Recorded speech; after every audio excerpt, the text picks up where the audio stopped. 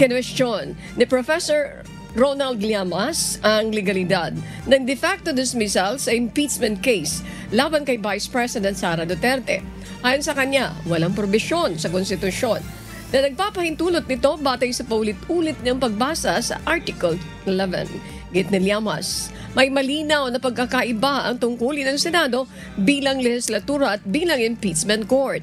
Anya kahit matapos ang 19th Congress, dapat magpatuloy ang proseso kung ito'y nasa yugtuna ng paglilitis. Nasaan ba sa konstitusyon yung de facto dismissal?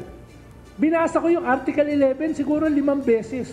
Walang nakasulat doon. Article 11 ng ating konstitusyon, ini-specify yung impeachment. Kaya siya hiniwalay sa definition o sa trabaho ng Senado dahil iba yung impeachment. Magbabago yung katangian ng Senado, magiging siya ay impeachment or trial court. Yung sinasabi nila na dapat ay matapos na dito sa 19th Congress yung kanyang trabaho, totoo, bilang Senado. Pero bilang trial court, magpapatuloy yan.